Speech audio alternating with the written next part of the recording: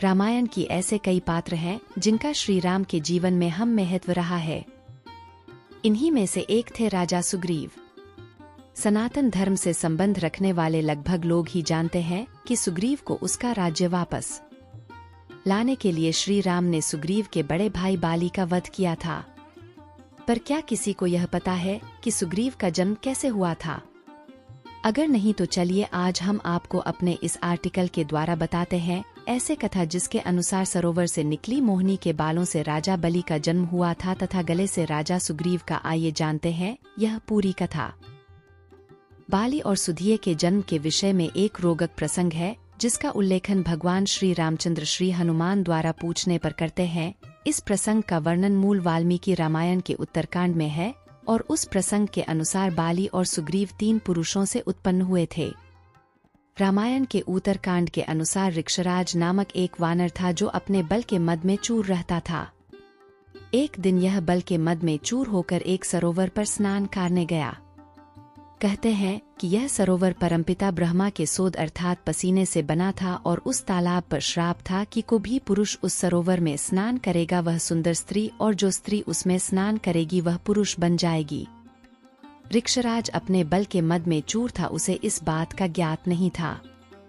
वह जैसे ही उस तालाब में स्नान करने के लिए गया तो वह सुंदर स्त्री बन गया। अपने घर को जाते हुए उसे मार्ग में देवराज इंद्र मिल गए। इंद्र जो इस बात से अज्ञात थे कि वो कोई स्त्री नहीं अपितु एक पुरुष है। इंद्र उसके सौंदर्य पर मोहित हो गए और उनके मन में काम भाव जागा। उन्होंने स्त्री रूपी काक्षराज के साथ संभोग किया और कालांतर में ऋक्षराज ने एक बालक को जन्म दिया जिसके सुंदर केश अर्थात बाल होने के कारण उसका नाम बाली रखा गया। ऋक्षराज ने अपने पुत्र बाली को महर्षि गौतम और उनकी पत्नी अहल्या को सौंप दिया। ऋक्षराज के उस सुंदर स्त्री रूप को देखकर भगवान सूर्य भी उस पर मोहित हो गए। सूर्य देव ने भी ऋक्षराज के साथ संभोग किया और कालांतर में अक्षराज ने सुंदर ग्रीवा अर्थात गायन वाले बालक को जन्म दिया जिसका नाम सुग्रीव रखा गया। सुग्रीव को भी ऋक्षराज ने गौतम ऋषि और अहल्या को सौंप दिया। विवाह संपादित करें। बाली का विवाह वानर वैहाराज सुषेण की पुत्री तारा के साथ संपन्न हुआ था। एक कथा के अनुसार समुद्र मंथन के दौरान 14 मणियों में से एक अप्सराएं थीं।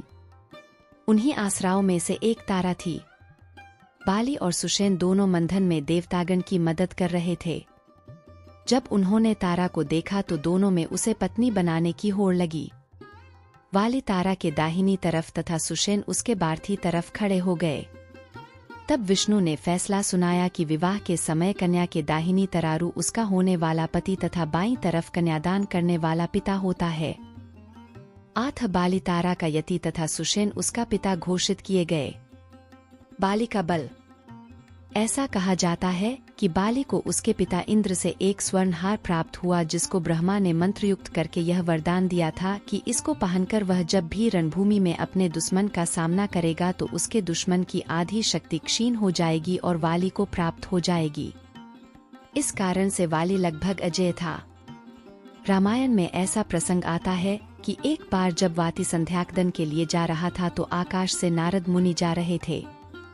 वाली ने उनका अभिवादन किया तो नारद ने बताया कि वह लंका जा रहे हैं जहां लंकापति रावण ने देवराज इंद्र को परास्त करने के उपलक्ष्य में भोज का आयोजन किया है। चंचल स्वभाव के नारद जिन्हें सर्वज्ञान है ने बाली से चुटकी लेने की कोशिश की और कहा कि अब तो पूरे ब्रह्मांड में केवल रावण का ही आधिपत्य है और सारे प्राणी यहाँ तक कि देवतागण भी उसे ही शीश नवाते हैं। वाली ने कहा कि रावण ने अपने वरदान और अपनी सेना का इस्तेमाल उनको दबाने में किया है जो निर्बल हैं, लेकिन मैं उनमें से नहीं हूँ और आप यह बात रावण को स्पष्ट कर दें। सर्वज्ञानी नारद ने यही बात रावण को जाकर बताई जिसे सुनकर रावण क्रोधित हो गया। उसने अपनी सेना तैयार करने के आदेश दे डाले। नारद ने उससे भी चुटकी लेते हुए कहा कि एक वानर के लिए यदि आप पूरी सेना लेकर जाएंगे तो आपके सम्मान के लिए यह उचित नहीं होगा। रावण तुरंत मान गया और अपने पुष्पक विमान में बैठकर वाली के पास पहुंच गया। वाली उस समय संध्या वंदन कर रहा था। वाली की स्वर्णमयी कांति देखकर रावण घबरा गया और वाली के पीछे से वार करने की चेष्टा की। वाली अपनी पूजा अर्चना में तल्लीन था, लेकिन फिर भी उसने उसे अपनी पूंछ से पकड़कर और उसका सिर अपने बगल में दबाकर पूरे विश्व में घुमाया। उसने ऐसा इसलिए किया कि संपूर्ण विश्व के प्राणी रावण को इस असहाय अवस्था में देखें और उनके मन से उसका भय निकल जाए।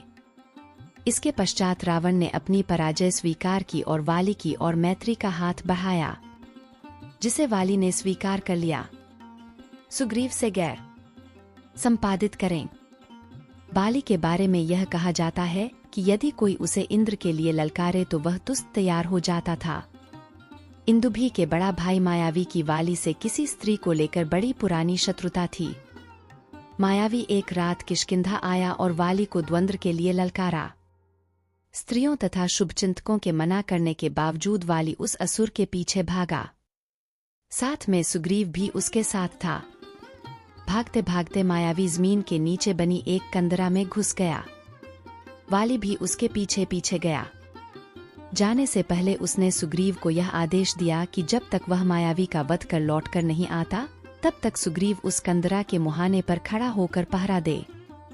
1 वर्ष से अधिक अंतराल के पश्चात कंदरा के मुहाने से रक्त बहता हुआ बाहर आया। सुग्रीव ने असुर की चीत्कार तो सुनी, परंतु वाली की नहीं। यह समझकर कि उसका अग्रज रण में मारा गया, सुग्रीव ने उस कंदरा के मुंह को एक शिला से बंद कर दिया और वापस किष्किंधा आ गया, जहां उसने यह समाचार सबको सुनाया। मंत्रियों ने सलाह कर सुग्रीव का राज्याभिषेक कर दिया। कुछ समय पश्चात वाली प्रकट हुआ और अपने अनुज को राजा देख बहुत कुपित हुआ। सुग्रीव ने उसे समझाने का भरसक प्रयत्न किया, परंतु वाली ने उसकी एक न सुनी और सुग्रीव के राज्य तथा पत्नी रूमा को हड़पकर उसे देश निकाला दे दिया। डर के कारण सुग्रीव ने ऋषिमुख पर्वत में शरण ली, जहां शाप के कारण काली नहीं जा सकता था। यही सुग्रीव का मिलाप हनुमान के कारण राम से हुआ। वालिक राम के यह आश्वासन देने पर कि राम स्वयं वाली का वध करेंगे, सुग्रीव ने वाली को ललकारा। वाली ललकार सुनकर बाहर आया। दोनों में घमासान युद्ध हुआ, परंतु क्योंकि दोनों भाइयों की मुख तथा देह रचना समान थी, इसलिए राम ने असमंजस के कारण अपना बाण नहीं चलाया। अंततः वाली ने सुग्रीव को बुरी तरह परास्त करके दूर खदेड़ दिया। सुग्रीव निराश होकर फिर राम के पास आ गया। राम ने इस बार लक्ष्मण से सुग्रीव के गले में माला पहनाने को कहा, जिससे वह द्वंद्व के दौरान सुग्रीव को पहचानने में गलती नहीं करेंगे, और सुग्रीव से वाली को पुनः ललकारने को कहा।